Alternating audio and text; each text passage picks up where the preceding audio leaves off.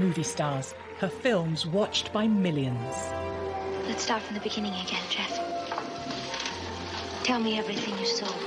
Her Hollywood movies have stood the test of time, but her screen career lasted just 5 years. I think of amazing performances like High Noon, the Hitchcock films. Grace had this brief and remarkable career. Grace Kelly projected onto the screen this kind of untouchable image, and at the same time, she's available. Tabloid rumours pursued Grace Kelly throughout her life. She had to issue a public statement to Hollywood saying, I never meant to have an affair with a married man. At the height of her fame, she surprised everybody, swapping her Hollywood royalty for real royalty.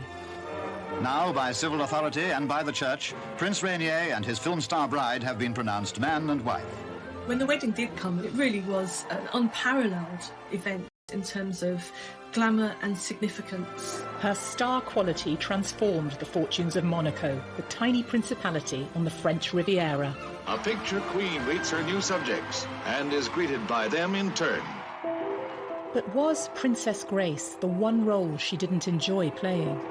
She did not really understand exactly how much of a bubble you live in, like Diana did not, like Meghan Markle did not. Princess Grace gave Diana a piece of advice. Don't worry, dear. It'll only get worse. And of course it did. What's the truth behind the rumours? As well as an heir, did Prince Rainier demand a dowry payment from Grace? Grace had to show up with not only her glamour and her cachet, but with her checkbook. Those close to the story reveal the truth about her life. A lot of fairy tales do have a dark side to them, and perhaps her life did too. And the story behind her fatal car crash. The car was simply going too fast ever to have a chance of getting round that bend. And so Grace Kelly has died. This, of course, was the end of the romance, and it was terribly tragic.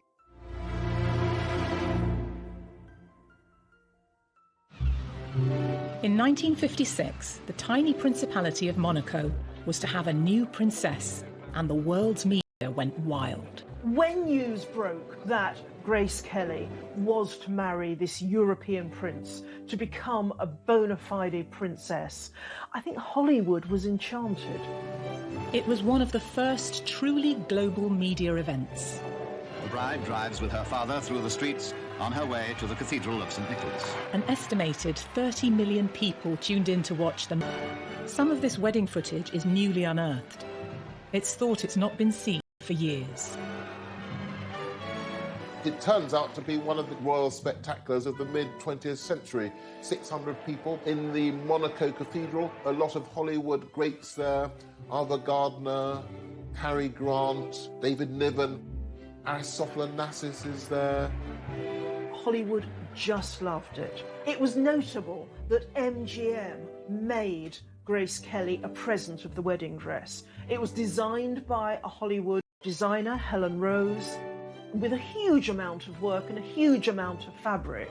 Now, by civil authority and by the church, Prince Rainier and his film star bride have been pronounced man and wife. Grace was just 26 when she stepped down from Hollywood to marry her very own Prince Charming. Rainier had taken the throne 7 years previously, but the Grimaldi royal family had ruled for 700 years. It's easy to think of the marriage to Rainier as this attractive fairy tale package, but actually it was a monumental decision. She left the country of her birth, where her family lived, in order to marry this man. And it's an incredibly strong and brave decision to make. An international playground, this coastline along the blue Mediterranean has become the mecca for those who have been captivated by its charm. Monaco, a glamorous destination for the world's elite. Smaller than New York's Central Park, it's one of the most densely populated sovereign states in the world. Monaco had no income tax. Its principal revenue came from Monte Carlo's famed gambling casino.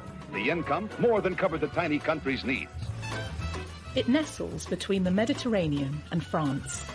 Monaco is a country in its own right.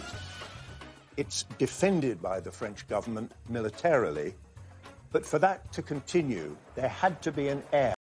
from the reigning prince. There was this clause that if he didn't have an heir, then Monaco would go to the French Republic. The actress was now Her Serene Highness Princess of Monaco. But before her marriage, she'd been the Queen of Pictures and ahead of her time. We've seen with Meghan Markle how difficult it is for somebody from Hollywood to adapt to a country in Europe. But if you can imagine going back all those years to somebody who was one of the biggest names in Hollywood, moving to a tiny principality where she was the member of a royal family that literally lived in a bubble, it must have been quite extraordinary. He joins Paramount Pictures president Barney Balaban and Mrs. Balaban. Hollywood in the 1950s was in its heyday. Run by the big studios, it sold a glamorous dream as it churned out pictures for the silver screen full of beauty and style. Grace's was not the usual showbiz rags to riches story. She was from a wealthy family from Philadelphia. She'd modelled before being spotted on Broadway and landing her big break in the iconic genre-defining Western, High Noon. And will the bride and groom kindly step forward? Grace Kelly was cast as the wife of Gary Cooper in High Noon. And you look on the screen, you can see she's at least 20, 25 years younger than he is. Please, Will, if you just tell me what this is all about. What Grace Kelly embodies with that Puritan look, the bonnet on her head, that kind of Quaker cleanness, is the moral compass of the town itself. Rumours of on-set romances with her sometimes married leading men became commonplace in the tabloids. Hollywood tended to cast her opposite actors twice her age. Grace Kelly was the opposite of the image that she projected, and a lot of Hollywood wives were not happy with that, but she did what she wanted to do.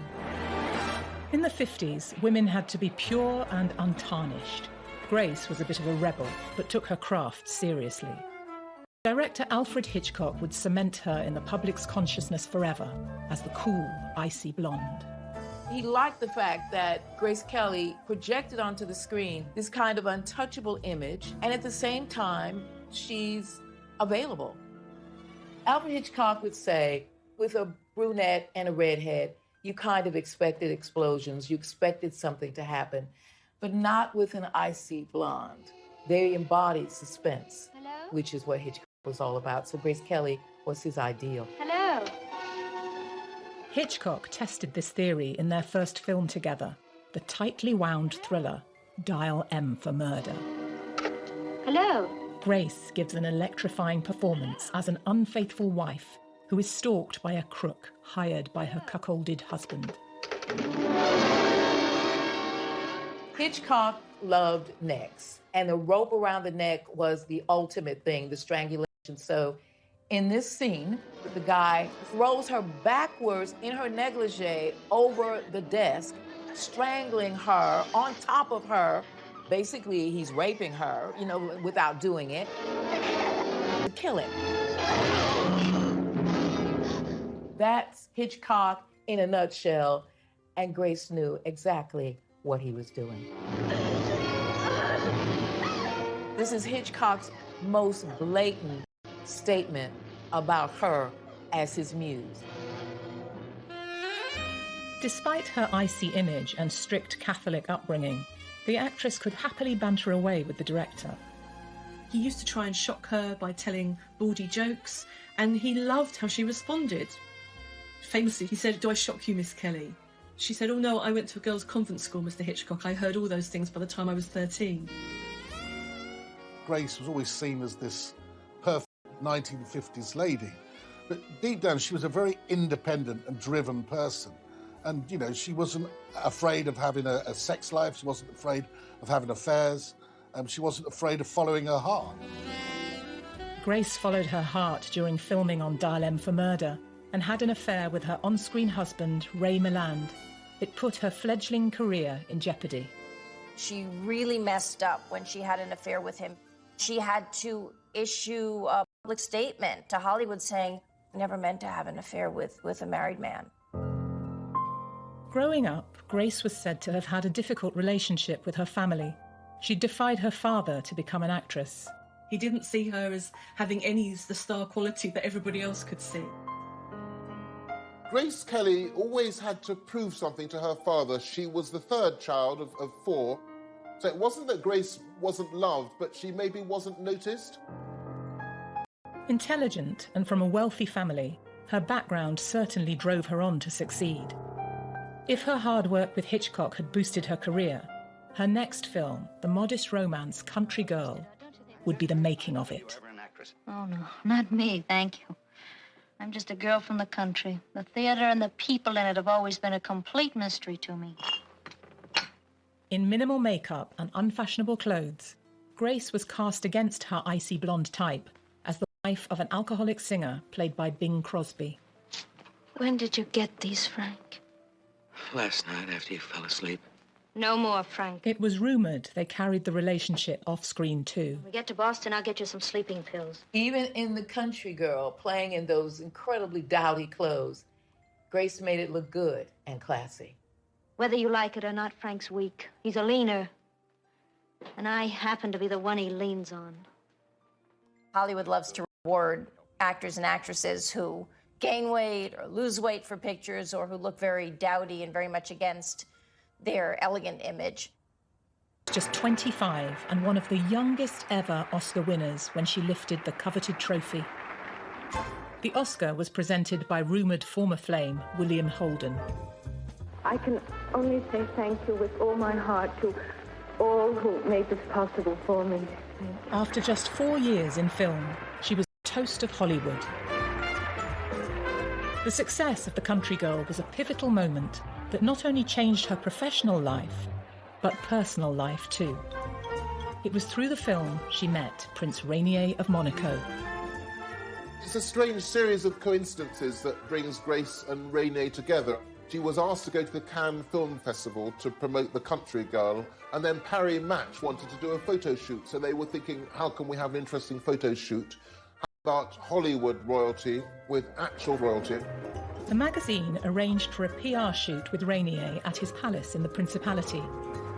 He'd ascended the throne in 1949, a dashing war hero. He'd seen action and was awarded the French Croix de Guerre with Bronze Star. 6 years Grace's senior, their meeting didn't get off to the best of starts. The electricity was out in her hotel, so she had to wear a frumpy dress and style her hair herself. She had to pull it back in a bun.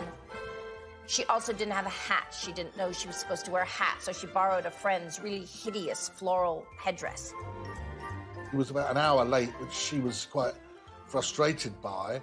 But when he did turn up, he was extremely charming to her.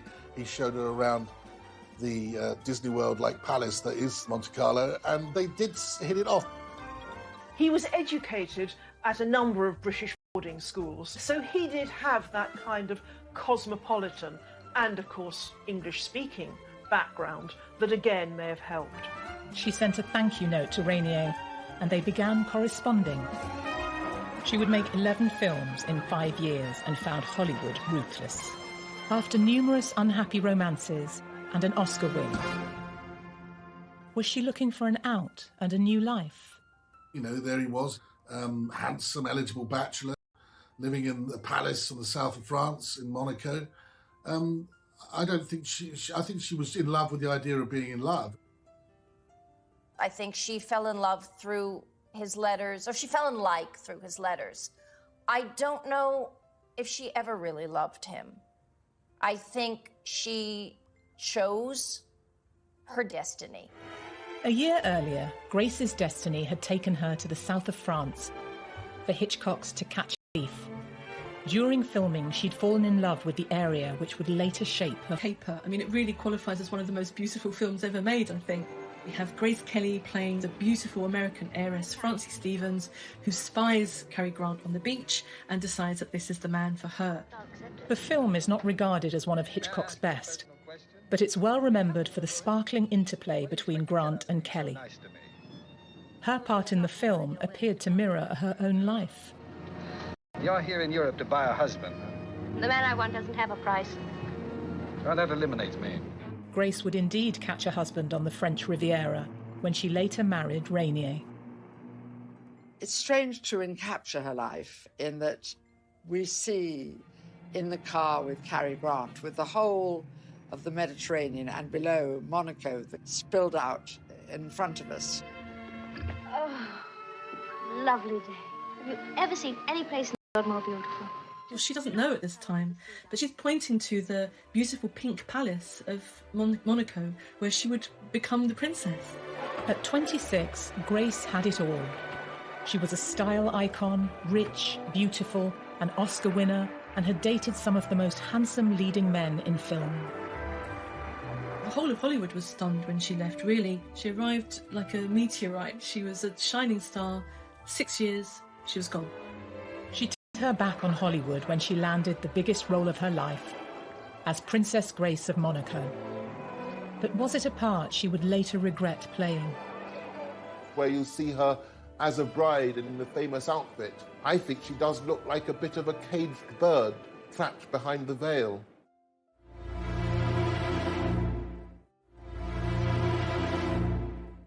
The Principality of Monaco, an independent state with its own rulers and its own laws. Monaco was already well known for attracting the jet set. An international playground, this coastline along the blue Mediterranean has become the Mecca for those who have been captivated by its charm. Its new ruler, Prince Rainier, was the only son. He'd become the direct heir on his 21st birthday. He now wanted to make his principality the ultimate paradise. Not just for millionaires, but wealthy tourists too. Cameras are not allowed to show the faces of gamblers in the casino. Greek shipping tycoon Aristotle Onassis was one of the principality's big players. It's often said that Mr. Onassis now controls Monte Carlo. Is that true? His headquarters for his ships and all that are here in Monte Carlo, but he never owned Monaco or anything like it. Is he friendly with Prince Rainier? Why, yes. It's rumoured the prince's friend hatched a plan to enhance Rainier's and the principality's fortunes. So what you really need to do is marry a movie star, and that will bring back all the glamour to Monaco. So Onassis himself created a short list of actresses for Rainier to marry. Was Grace Kelly just one of a number of candidates in the mix? Screen goddess Marilyn Monroe, one of Grace's contemporaries, was supposedly on the shortlist but turned him down. Marilyn Monroe kept referring to Prince Rainier as Prince Reindeer. Whether she did it because she was playing dumb or whether she really did not want to give up a movie career, who knows? But she kept saying, well, I don't know if I want to marry Prince Reindeer. Rainier had been in a long affair which had broken up. He found it very, very difficult to sort of meet a woman on equal terms without being harassed and speculated about. It was rumoured Prince Rainier wanted a glamorous and rich wife for another reason too. There's a law in Monaco that if the prince dies without a male heir, Monaco becomes part of France. At their first meeting in Monaco in the spring, Rainier had been charmed by the beautiful, witty and successful Grace Kelly. Around 8 months after their photo shoot, he set sail for America to meet her family. Within 3 days, he had proposed to Grace, and in that time, according to her sister, they fell very much in love. And then a press conference was told that the Prince of Monaco had chosen his princess, and his bride-to-be never looked lovelier. But behind the cameras, there was said to be a tough business deal Rainier wanted thrashed out. In line with royal custom, he allegedly wanted a large dowry. But to the American Kelly family, this seemed bizarre. Grace Kelly was expected to bring to the marriage not only her high-profile glamour, but also quite a large cash dowry, $2 million. When this was first put to Jack Kelly, her father, he said, my daughter Grace doesn't have to pay anyone to marry her. When Rainier came to visit him, he was like, hey, I'm the king of Philadelphia. You're in my kingdom now, mister. Grace was determined, despite her father's reservations. There was this sense, in a way, that this was the ultimate role. The information about the money remains unclear. Full financial details of any dowry have never been disclosed. But it's rumoured the wealthy actress may have stumped up some of the cash herself. Grace had to show up with not only her glamour and her cachet as an Oscar-winning. The people of Monaco received the news of Prince Rainier's engagement with joyful enthusiasm. After the wedding, this delightful actress will be known as Her Serene Highness, Princess of Monaco. With the marriage brokered, Grace was still under contract with the studio and had one more film to do, a musical. She was going out on a top note. Grace's final film was High Society, by which time she was engaged to Prince Rainier, and everyone really knew that this was the last film before her wedding. In the best tradition of Hollywood musicals, High Society combines witty and energetic songs with a feel-good storyline. In an echo of Grace Kelly's true-life romance with Prince Rainier, the film revolves around Bing Crosby's attempts to win her heart. I would like to talk to you. Rainier visited the set, as their own wedding was only weeks away. You lost a little weight, haven't you, Sam? She's very thin in High Society. It was a very stressful whirlwind time for her. I just want to know what you are doing here the day before my wedding. It's quite extraordinary to think of Rainier being around the set. He was this world-famous prince. They were going to get married. It was all romance, and they were able to spend a bit of time together as a result, getting to know each other. Get in. Did Rainier also want to keep an eye on Grace? Her other co-star, Frank Sinatra, was a renowned womanizer, while Crosby was apparently an old flame, constantly wooing her in the movie with romantic ballads. While I give to you, and you give to me true love. Grace is on the yacht with Bing Crosby, and they're singing True Love. And I guess people were thinking that really is mirroring what's going on with her. And of course, it would have been wonderful fodder for the gossip columns. Miss Lord, would you please lift your chin? In a publicity coup for the studio, the actress wears Rainier's ring in the film. Hey, that's some rock you got there, Sam. Do you mind that yourself, George? It was a stunning emerald-cut diamond. It rapidly became one of the most famous engagement rings in the world. She was wearing this great gift from the man in her life while she was leaving her old world behind. Sort of couldn't write it in a fairy tale because nobody would believe it, but it did happen. But you're sensational. There's also the idea that she's kind of sending herself up a little bit in High Society. There's the number You're Sensational when Frank Sinatra serenades her. It's a very sexy number. Ron's goddess, this icy femme is frigidaire. He can see beneath that and beyond that actually she's sensational and that she's warm and sexy and fun. 'Cause you're sensational. As Grace left Hollywood, she might have hoped she'd be back on a film set one day.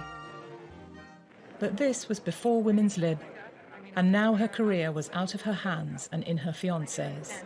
You said that whether or not you continued your career after your marriage would depend on... Yes, that is the decision the prince made. Has it already been discussed, may I ask? Oh, yes. I think probably Rainier was controlling. He was older than Grace. He had come from that social background where girls were girls, decorative, and men ran everything. The marriage would be the end of her incredible award-winning career. Within weeks, Grace was leaving her old life behind. It was an amazingly short period between the end of High Society and the time when she had to leave for Monaco, roughly a month. Grace and her family sailed to Monaco on an 8-day voyage. The move to Monaco is a very, very dramatic change in her life and slightly terrifying step. So she surrounds herself with lots and lots of activity. It's a very exciting thing, and I'm very, very happy. Of course, I'm a little sad to be leaving home, but I hope to be back quite often. Here was the princess coming into this amazing port in Monte Carlo, and it seemed everybody who lived in Monaco was out in the streets. It was the stuff of fairy tale. It made headlines around the world. The shot was picture perfect, but was the fairy tale real? Would Grace miss the old life she left behind? And would she soon come to tire of her new role? A lot of fairy tales do have a dark side to them, and perhaps her life did too.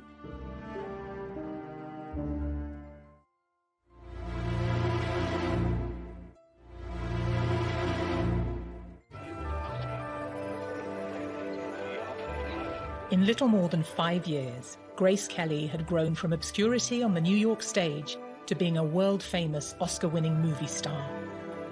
And now her life story was about to take a more romantic twist as she became a real-life princess. Joyous day of the religious wedding. It's 10:30 and the morning sun shines brightly. Grace married Prince Rainier in Monaco over the course of 2 days in April 1956 in both civil and religious ceremonies, an event now...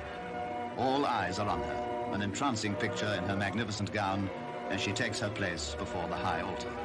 The ceremony was filmed by MGM and by TV companies who broadcast it to 30 million viewers around the world. There was the civil ceremony on one day, then the religious ceremony at the cathedral the next, attended by so many guests, including Hollywood royalty, Cary Grant, David Niven, Ava Gardner. We're now out of the 40s. The world has settled down after the Second World War. And this is glamour. This was the stuff that, you know, dreams are made of. And I can still see that picture, black and white, of course, in my mind's eye. This was Hollywood with bells on. Couldn't have been any more exciting.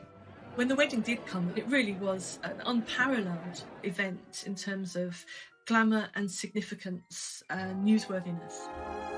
Grace's wedding dress is one of the best remembered and most elegant bridal gowns of all time. She didn't order it from a fashion house. It was a gift from her former studio, MGM, and created by Helen Rose, the chief costume designer who had worked on 2 of Grace's previous films. It's notable that MGM would make Grace a present of the wedding dress, this staggering dress involving vast amounts of fabric, vast amounts, hours and hours of work. The dress had been the subject of intense press interest. Miss Kelly, we understand that you've changed the idea about your gown already. Is that your decision or Helen Rose's at MGM? Oh, no, I don't know where you heard it. It's always been the same.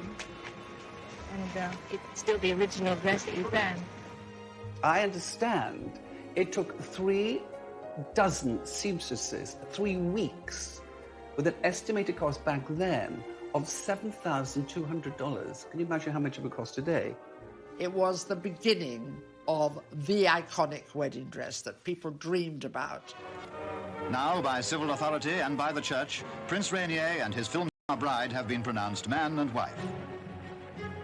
Princess Grace's wedding dress seems to have inspired bridal fashions for more than 6 decades. Many royal watchers believe that it influenced the design of Kate Middleton's wedding dress in 2011 for her marriage to Prince William. I was reporting for Catherine's wedding, the Duchess of Cambridge's dress, and as soon as I saw it, I thought, Princess Grace. I can see the similarity. I can see slightly the high collar, lots of lace, and sure with Catherine. You know, it's a very tight bond with your designer. So I wouldn't be surprised if she references Grace Kelly's dress. Wouldn't be surprised at all. Didn't possess. She wore this little sort of Juliet cap, beautifully embroidered and decorated, which again allowed a sight of that very beautiful face. Grace and Rainier had invited many VIP guests, such as the Aga Khan of India and the Greek shipping magnate Aristotle Onassis, who first came up with the idea of Rainier marrying a Hollywood star to raise the profile of Monaco. But the restrained European monarchs of the 1950s stayed away. It's said that Queen Elizabeth II in England said, no, I'm not going, far too many celebrities, far too many Hollywood types. Maybe they were slightly sniffy, and in fact later Grace became very, very friendly with the British royal family. But certainly they didn't seem to be rushing to Monaco. Yes, indeed, it certainly was a great day in the long history of the Principality. A great day for the loyal people of Monaco.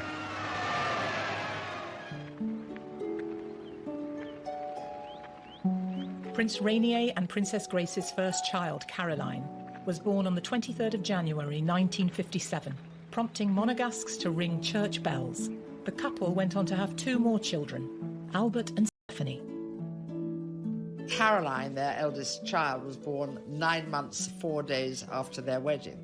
So they were very keen to be parents and very keen to provide an heir.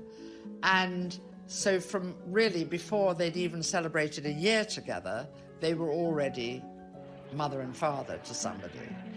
They then had to live every day, like all of us do, with the ups and downs of every day. At the moment, the little Principality is waiting for news of another birth of the palace. News which will be proclaimed by a gun salute. 21 for a girl, 101 for a boy.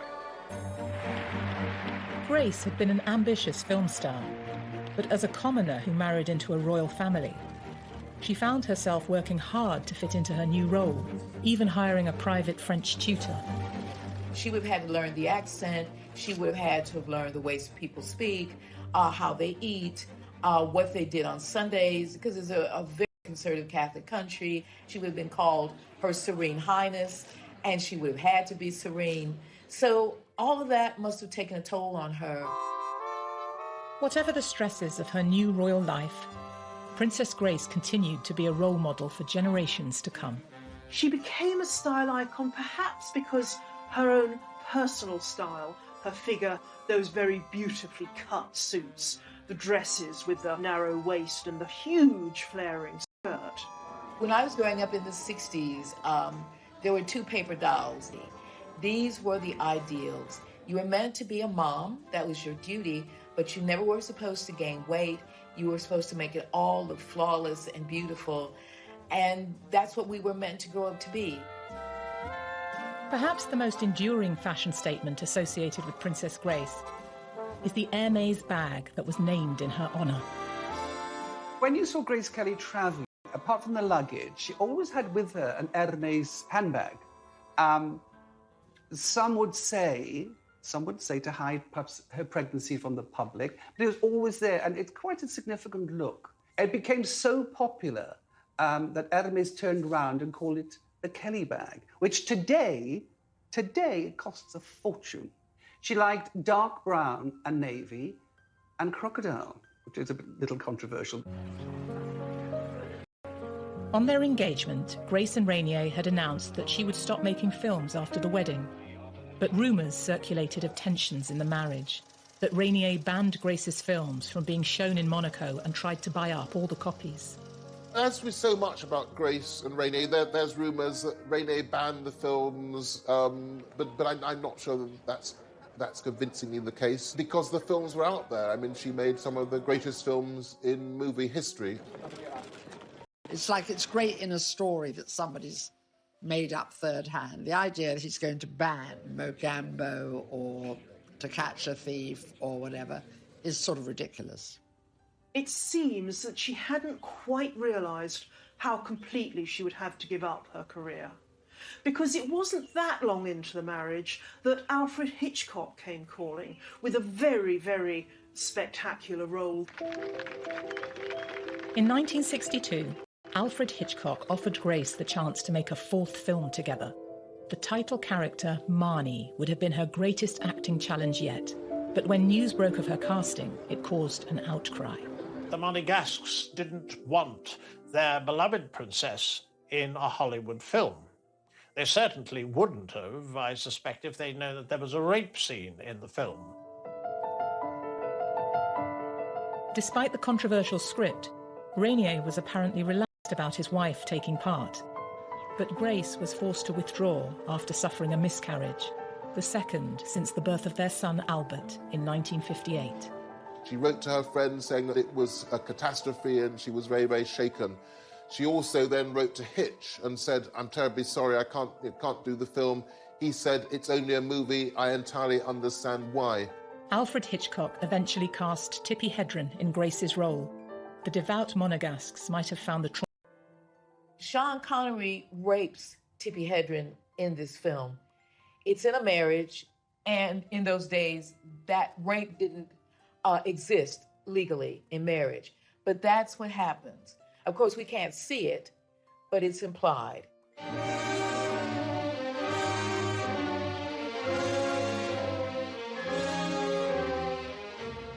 The day after that, she attempts to kill herself. So this is an incredibly dark and disturbing storyline. It's very hard to see Princess of Monaco playing that role. I'm sure Rainier didn't want Grace to take part in that. Biographers later contradicted the rumours that Rainier had effectively killed off Grace's acting career. I think it was a great source of sadness to Grace that she wasn't able to play Marnie. And I think that she then had to accept, really, that she wasn't going to go back to Hollywood and make Hollywood films again. Gossip was rife about Rainier's controlling nature, and the rumours about their relationship continued in the years ahead. There were rumors of various, what they used to call toy boys, and she had a flat in Paris, and there were all kinds of stuff about affairs and all of this. She was a good person, and she didn't hurt anybody.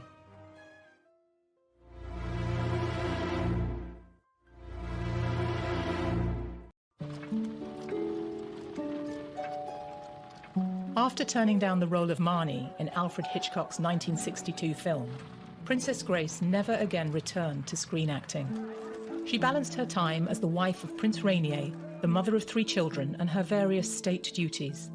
During the 1970s, she made tours of Europe and America, performing classics of literature to sell out audiences. Grace was continually looking for ways to express herself creatively, and she had hobbies. She created pressed flower arrangements, and these have actually been published in a book. And she also did poetry readings. Princess Grace gave a revealing interview to Desert Island Discs in 1981, admitting how much pleasure the readings were giving her. You've been giving poetry recitals? Yes, this is something I started a few years ago, and I've enjoyed it very much. It's been very pleasant, and it's something that I can do without being away from Monaco for any long period of time.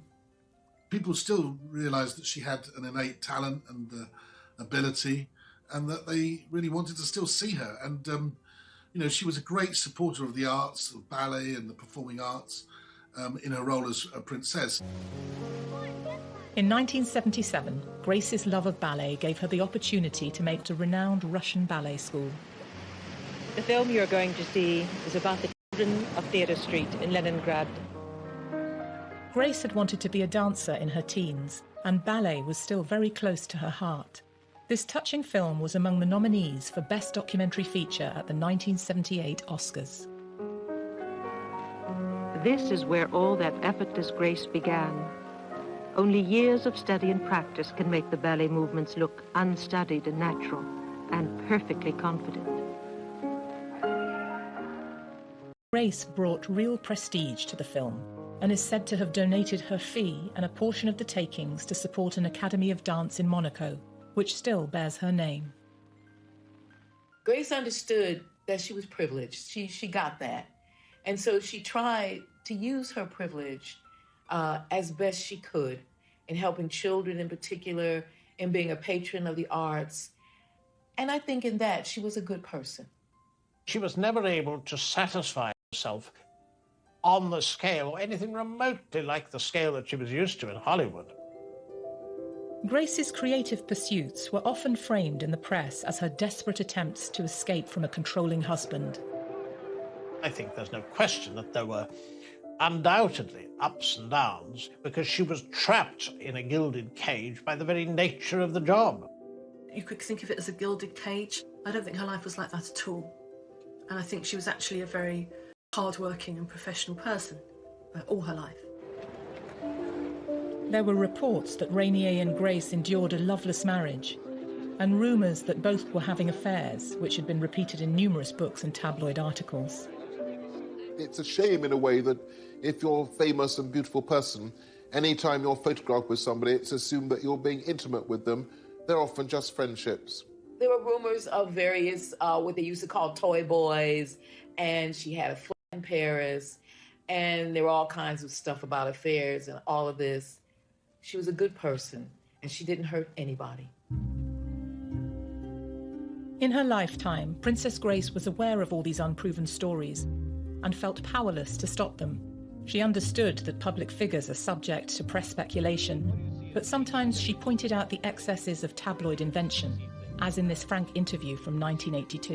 You know, if you believe some of the things, I would have had at least 52 babies by now. For many years I was always expecting a baby, according to the press, or that my husband and I are constantly being divorced, which also is not the case.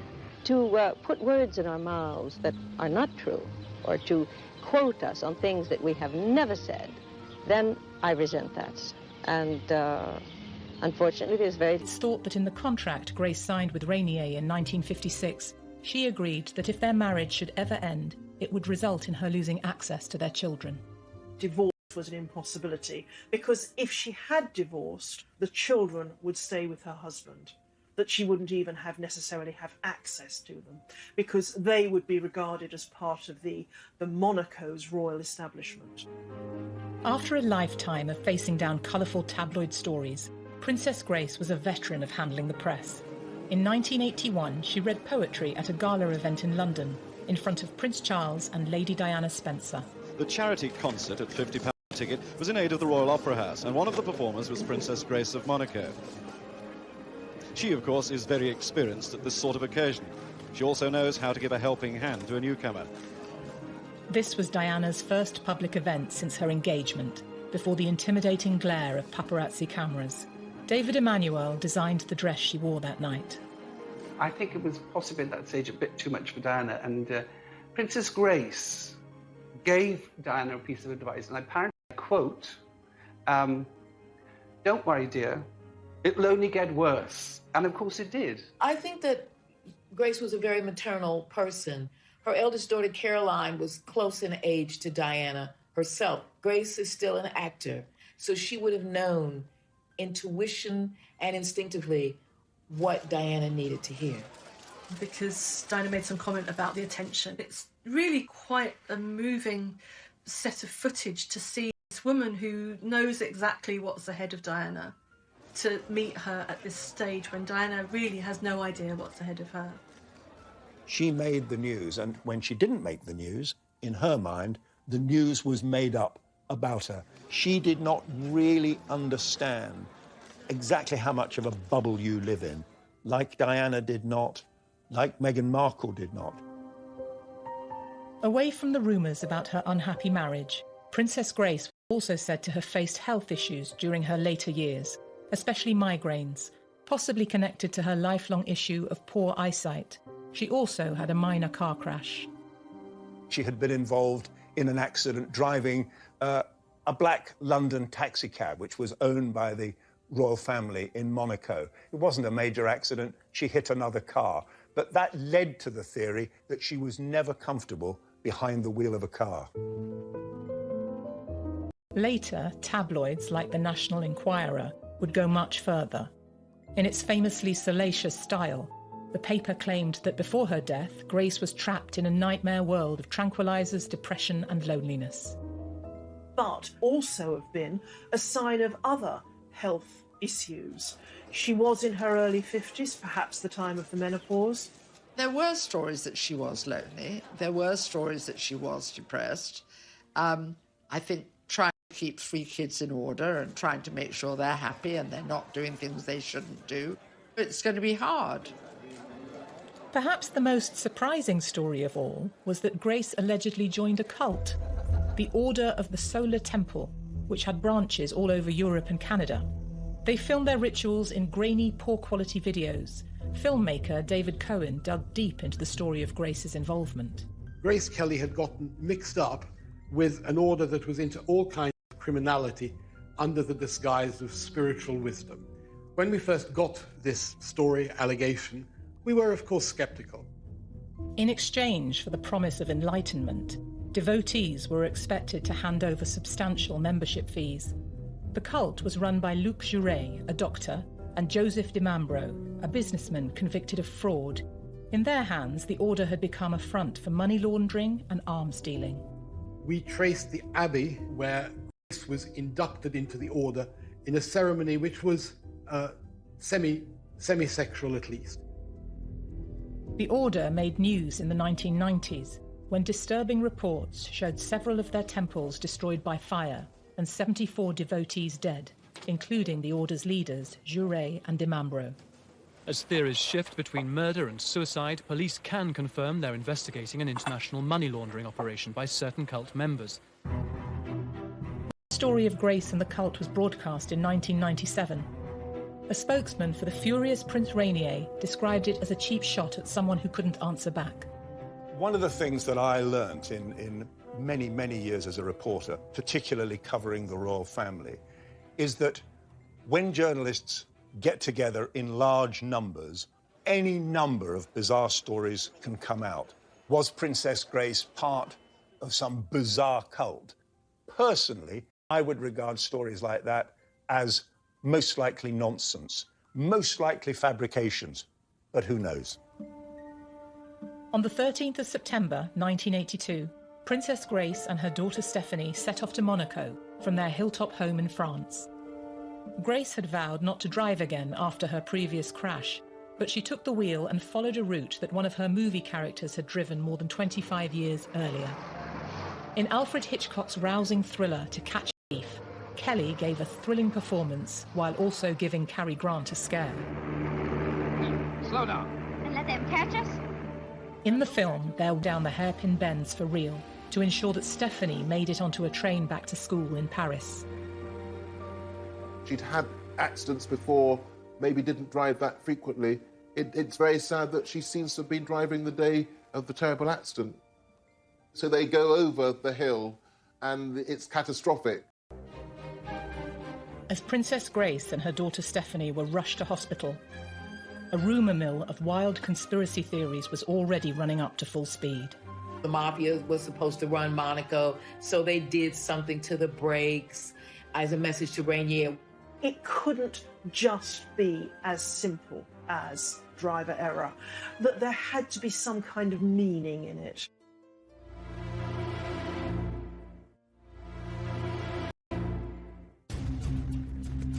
Princess Grace and her 17-year-old daughter, Stephanie, had plunged more than 120 feet down a cliff face in France and crashed. They were rushed to hospital and initial reports suggested both were stable. Television news reporter Tim Hewitt was sent to cover the accident. Immediately after the crash, the royal spokesman in Monaco said very, very little about it. They carried on almost as if nothing had happened. They did not want to cause panic or alarm, and royal press officers in that situation always steer a more cautious path. First, the opinion given not only to the public but to her family in the States was that while injured, she was expected to recover. It was confirmed that fortunately Stephanie was in a stable condition. Princess Stephanie has a broken vertebrae, but she's fully conscious, sitting up in bed and eating normally.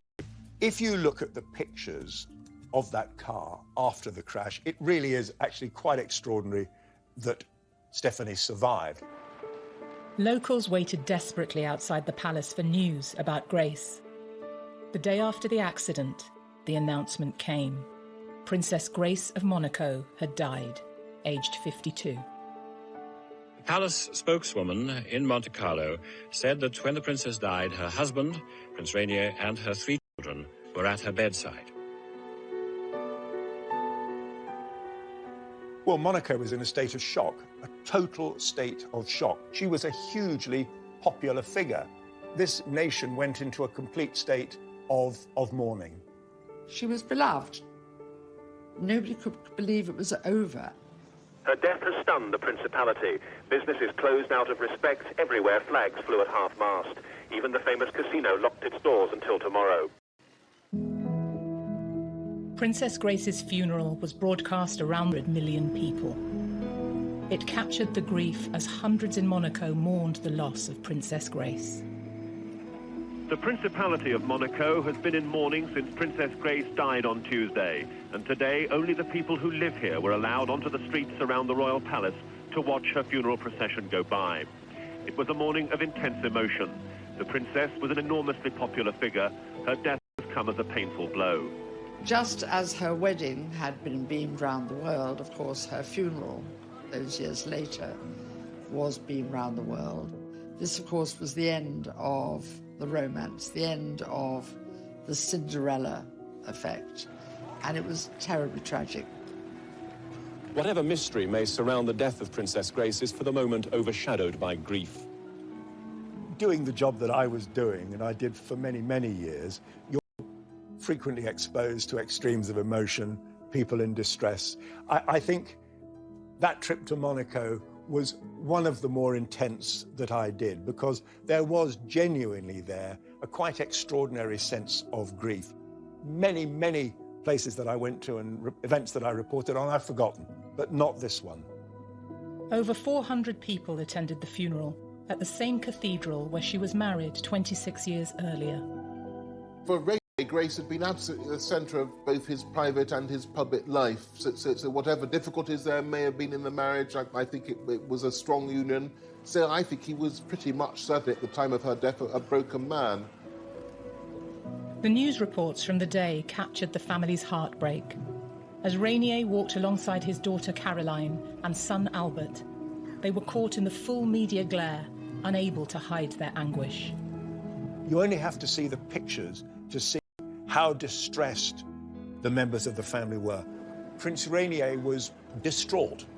There were rumours that he would abdicate in favour of Albert, who was still, of course, quite young, because he couldn't go on without Grace.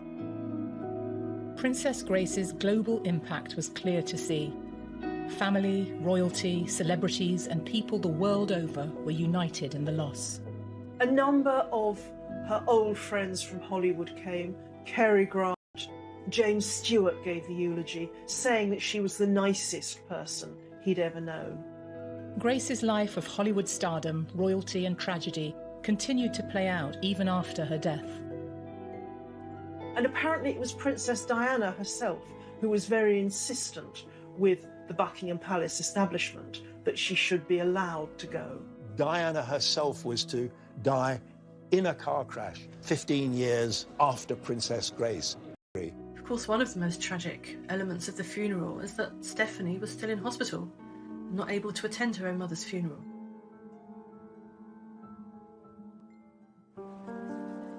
Following Grace's death, important questions were being asked. Was it an accident? And what really caused the crash that claimed her life? The big rumor at the time was that her younger daughter, Stephanie, was at the wheel, actually, and she lost control of the car. Stephanie eventually said, "I've actually lived through the last moments of her life. Can I please be left alone?"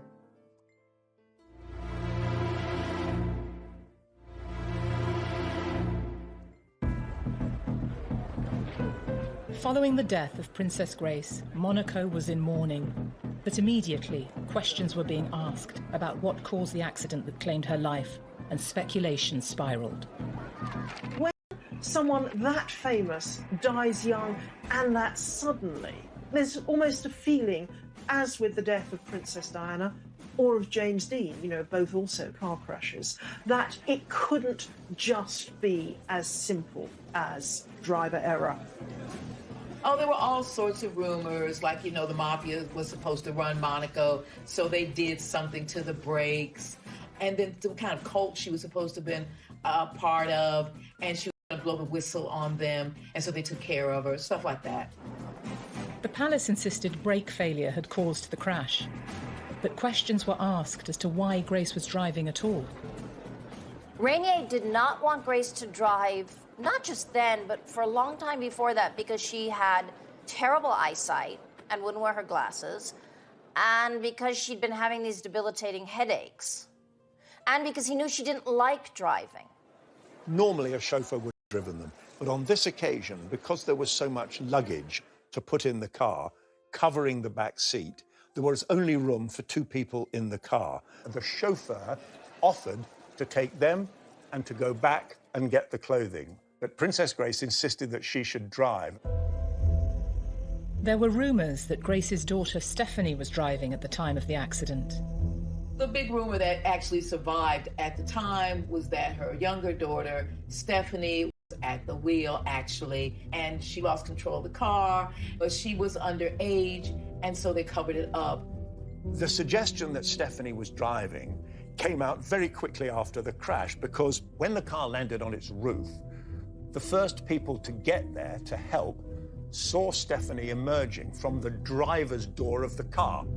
However, a witness came forward confirming he saw... To anyone about the accident. She didn't want to talk to the press. She didn't want to discuss it. It's an incredible trauma to go through, to have your mother beside you, and she was blamed for it. It was revealed in the press that Stephanie attempted to stop the car. So the mystery of what happened on the twisting mountain road into Monaco appears at last to have been cleared up. Princess Grace, according to tonight's medical reports, was driving.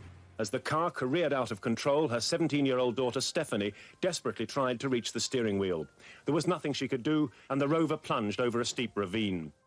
Did the brakes fail? Well, that was one theory. There were no skid marks in the road where the accident happened. Engineers who came over from Rover in the United Kingdom insisted that there was no brake failure. Doctors revealed that Grace had suffered a brain hemorrhage whilst driving. It's thought that, although she thought she had her foot on the brake, it could have well been on the accelerator. Stephanie and Grace got in without putting their safety belts on. The car, the fall, had pushed her mother towards the back street, and Stephanie had not been able to get out of her own seat, which had been bashed, so she had to wriggle out of the driver's seat, and she tried to shout, "Please take us to Monaco." Princess Grace suffered a second hemorrhage in hospital, most likely caused by the accident. The medical staff, led by the hospital director, Professor Charles-Louis Chatelain, finally had to tell Prince Rainier his wife had no hope of recovery. The prince asked for the machine to be switched off. The doctors have said, had she been, at home sitting on a sofa, she might have been fine 5 minutes later and nothing happened.